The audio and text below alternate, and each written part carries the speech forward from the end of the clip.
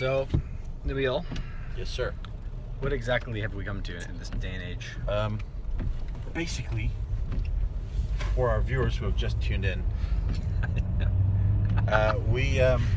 we've been debating quite thoroughly, and I think the conclusion we've come to is we're not going to find accommodation for the night. We cannot find a campground, we cannot find a bothy, and we cannot find a B&B, and we cannot find a hotel. So, our last remaining option is to sleep in the car on the side of the road, which is okay. I think everybody agrees that that's quite classy. And for those viewers who've been following me for a while, you know my character, you know I'm an upstanding guy.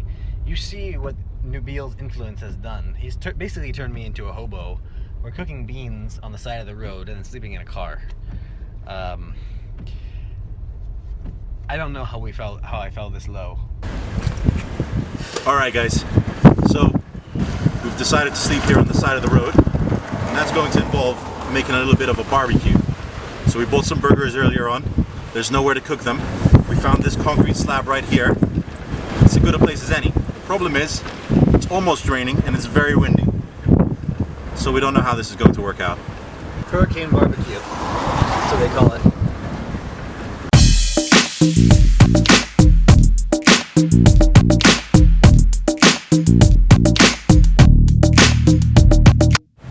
This may come as a surprise to a lot of my viewers, but I'm not really an alpha male. So we've got this flint and steel.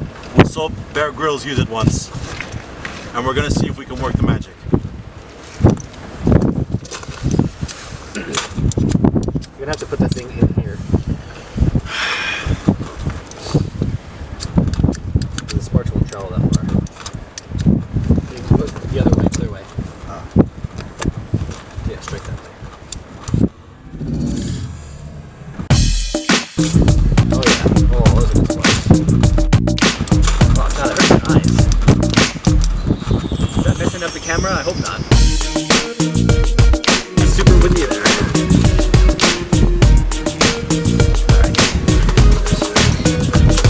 Steve is also not really an alpha male, and he's going to try and light it using the flint and steel, but he's going to hide from the wind because he's scared of the wind.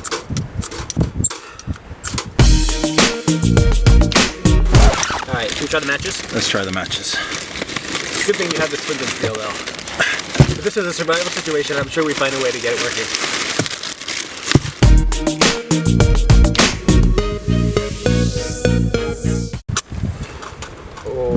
Okay. Take a few.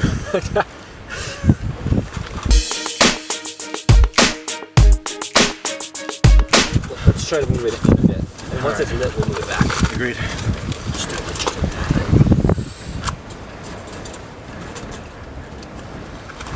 I'm just gonna leave the tray open. Keep giving it a go. Well, yes. Yes! Yes! Fire! Alright, give it a minute. Yeah, give it a minute. Give it a minute. Just wait, it's blowing. It's blowing in the wind. Oh yeah.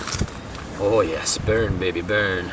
We have flames. We should move it away from the car a little bit. Flame on!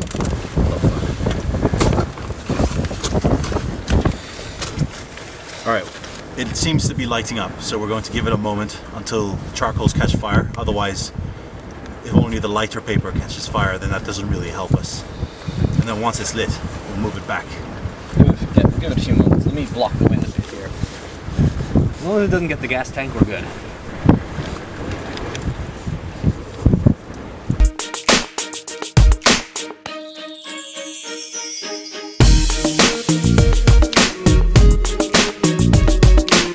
How long do we wait? We should let them die down before we put the burgers on, I guess. Agreed. But we need to get ready though, because it's all gonna happen fast. All right.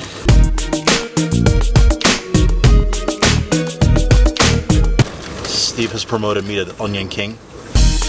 There's another car here now. Yeah. When did that guy get here? A few minutes ago. Man, soon it's gonna be a full dogging festival. I'm telling you, man, dogging is Big in sky. Oh,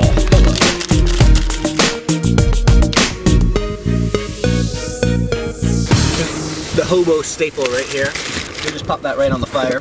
we can probably eat burnt burger and pretend it's not burnt. Vegetables are altogether more delicate.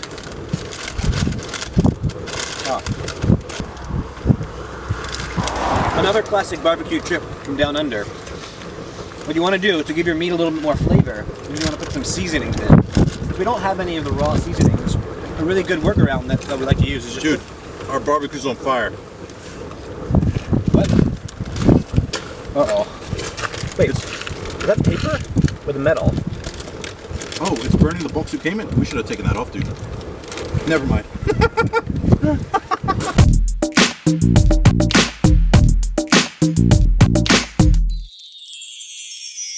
Welcome to Barbeque Roadside BBQ. Steve, Yes. you may know him as the sous chef. He's currently delirious from hunger, and he's Snapchatting this event in almost complete darkness. He also, aside from having no light, has no cell reception. He'll return to normal at some point.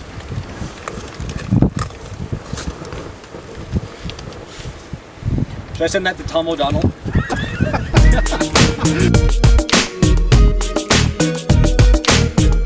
So one of our traditions in Texas is when you're having a barbecue, you have to make some baked beans in the can. It comes from our hobo days. So to honor those traditions today, I'm gonna crack this can here. Heinz beans. Open it up a little bit. Then I'm just gonna pop that right there next to those onions, just like that.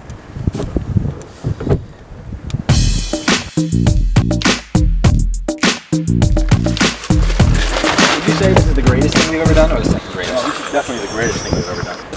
Okay, kebab conversations aside, this over here is a baby bell pepper skewer. In local parlance, it's called a vegetarian haggis. We're going to throw this on the flame too because we don't like vegetables.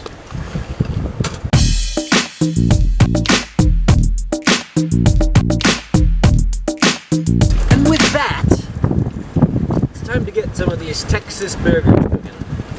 Ooh, look at that. We've got two varieties today. Okay, this one is the Aberdeen Angus Ultimate Steak Burger. Truly irresistible. That's the marketing. I'll be the judge of that. 1, 2. All right. That smells good. What? So tell me, Steve, did you prepare this at home? Oh boy! Well, I would have liked to. You know, in my country, usually we make our own. And Texas is a country, mind you. That's a good thing. And this is what's called a Roadkill.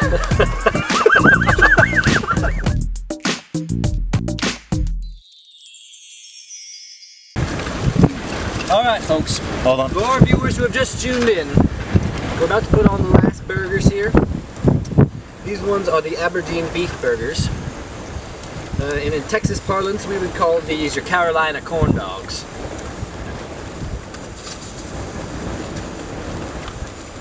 And 2. Woo boy! Look at them roast.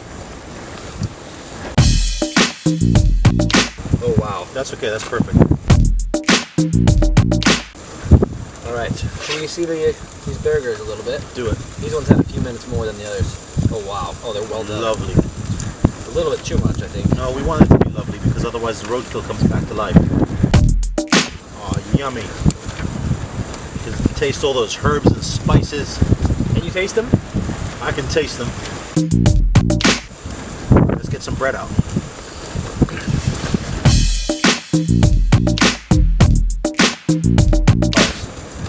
Steve tried to serve me a burger, but I insisted for quality control purposes, because this is a fine dining show, that he cut it open and proves to me that it is cooked throughout.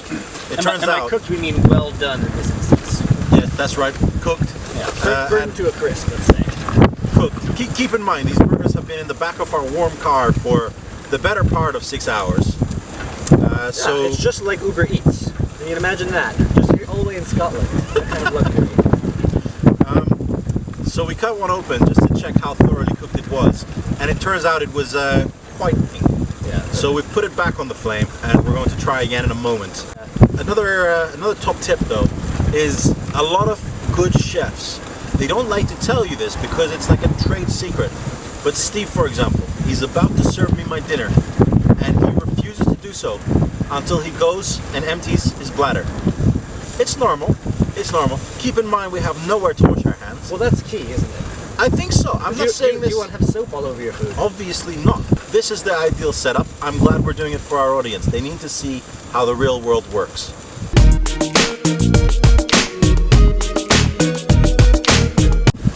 This thing is a fucking hockey puck. But it's just, I'll give it 2 more minutes, but it's pretty good. What about this one? That needs more.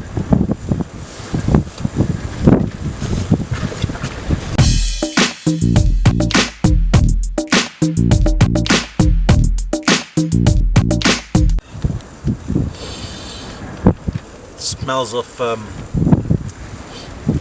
I'll be honest, it smells of burnt fat. Some cultures, that's a delicacy. For example, here in Scotland, that's a delicacy. We're going to eat now. Make our first burger. Probably not have a bell pepper, if I'm honest. But hopefully the onion looks good. Why are you not having a bell pepper? I don't think we have any bell peppers. I think what we have is charcoal on a stick. That's the last time I put you in charge of bell peppers. Well, we'll see what the burgers taste like, homeboy.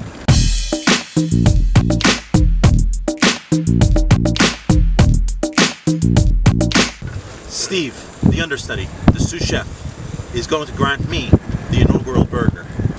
I may not be around for part 2 of this video.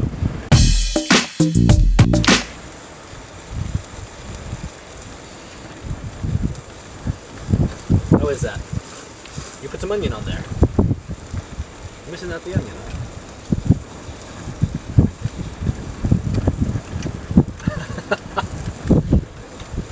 You get me a napkin. Save for the layer of charcoal, it's actually quite nice.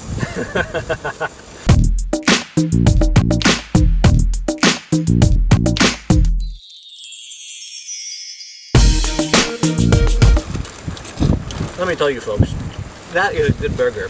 You know, whatever the haters say, whatever the vegans say, that's a good burger. It may not be up to scratch for 5 Guys, but you don't need 5 Guys when you got 2.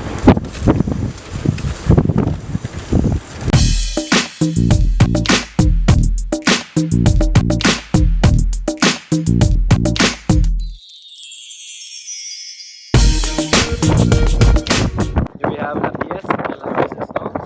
Oh fuck, that's not good. Our grill just flipped over from this hurricane. This is what we're gonna do. We're gonna dump water on it so it goes out, and then we'll put it in the